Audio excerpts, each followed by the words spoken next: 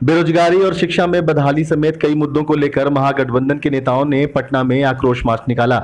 इस मार्च में रालोसपा, कांग्रेस, हम पार्टी और वीआईपी के कई बड़ी नेता शामिल हुए। साथ ही वाम दल भी इस मार्च में शामिल हुए, जबकि आरजेडी की ओर से प्रतिनिधि भेजने के नाम पर खानापूर्ति होती दिखी। आरजेडी का साथ नहीं मिलने के बावजूद सभी नेताओं में जोश दिखा और ये नारेबाजी करते हुए पटना के जिलाधिकारी कार्यालय पहुंचे।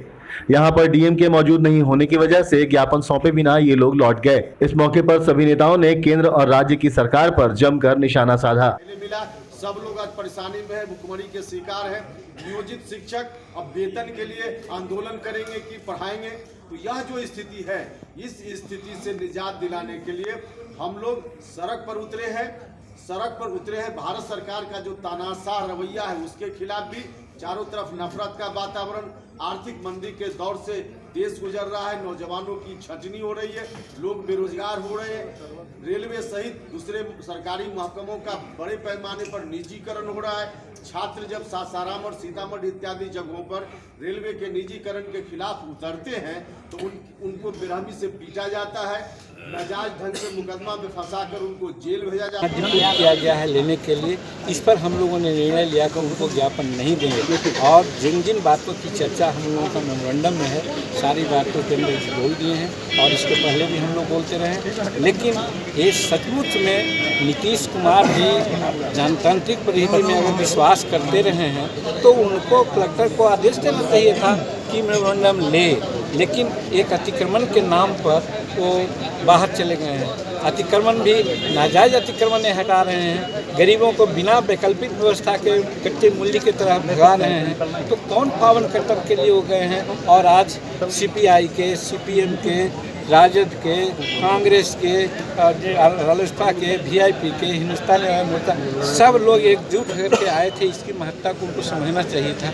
अगर न समझ करके आज वो गलती किए हैं, बेवकूफ़ी किए हैं। और ठीक इस पर कंटेंशन हम लोगों का है कि लगता है कि नीतीश कुमार जी ने कहीं न कहीं आदेश दे दिया होगा कि आप लोग उनके मेमोरेंडम न लें, इसलिए मेमोरेंडम न देने का हम लोग फैसला लिया और अपनी बात कह कर कहीं। सर, ये लगता है कि अलोकतांत्रिक कदम है, ऐसा नहीं होना चाहिए आप जैसे नेताओं के लिए। में ये तो अलोकतांत्रिक है ही है।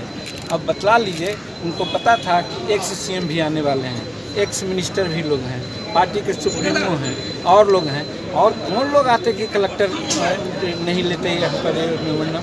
ऐसा करके वो जनतांत्रिक मूल्यों की उन्होंने अवहेलना की है और एक डिक्टेटरशिप की बात है जिसकी हम लोग भर्त्सना किया है, आलोचना करते हैं। और एक जो हम लोगों का मार्च है, मार्च केंद्र सरकार और राज्य सरकार दोनों की विफलताओं के लिए है।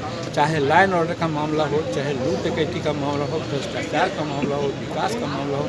आज ही पेपर में देखे होंगे कि हम लोगों का जीडीपी सबसे निम्न स्तर में 4.3 में चला गया है। कहाँ ले जा रहे हैं मोनेटाइजेशन के नाम पर, क्या कर रहे हैं? बड़े लोगों का ये पैसा माफ़ कर रहे हैं और किसानों का फिर पैसा नहीं माफ़ कर रहे हैं। 15 परिवार को 5,75,000 करोड़ रुपया इन्होंने माफ़ी कर दिया, 2,75,000 करोड़ रुपया इन्होंने राइट ऑफ कर दिया है। कहने का मतलब 10 लाख करोड़ रुपया बड़े लोगों का माफ़ कर सकते हैं और किसान का कर्ज नहीं माफ़ कर सकते हैं। कहने का मतलब हर तरह से किसान, सहारा, गरीब, मजदूर, किसान, हमारा छात्र, महिला, सब कोई त्रस्त है।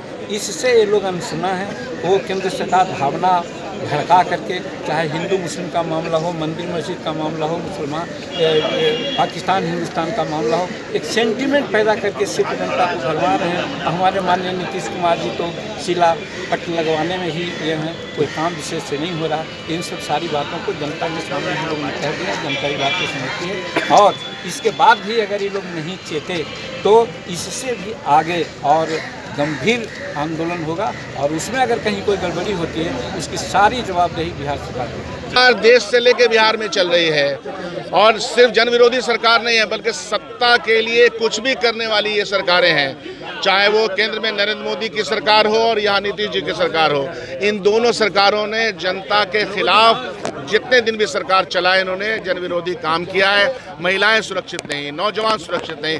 आज जवाहरलाल नेहरू विश्वविद्यालय का नौजवान इस देश की जनता को, इस देश के नौजवानों को एक विश्वविद्यालय में कम फीस में पढ़ाया जा सके, उसके लिए आंदोलन कर रहे हैं। तो आंदोलन की ज़मीन जो बिहार रही है, हम सब लोग आंदोलन के पर चल चुके हैं, जनता जाग चुकी है और बैड गवर्नेंस के खिलाफ हम सब लोग का आह्वान है और इस आह्वान में हम चाहते हैं कि सभी लोग शामिल हों। आपके महागठबंधन और वाम दल सब एक साथ आए हुए हैं आज, इससे पहले तो सब लोग जब जागे तब सवेरा इब्तिदाई इश्क है। क्या इससे पहले आपके पार्टी में सुन लीजिए, क्या आपके इससे पहले पार्टी में बीच में रूलपान थी? मैं जो कह रहा हूँ, जब जागे तब सवेरा इब्तिदाई इश्क है, रोता है क्या, आगे आगे देख होता है क्या। बहरहाल इन सभी नेताओं ने बड़े तामझाम और एकजुटता दिखाते हुए आक्रोश मार्च जरूर निकाला, लेकिन आरजेडी का इस मार्च से किनारा करना महागठबंधन के भीतर लगी आग की ओर इशारा करता है।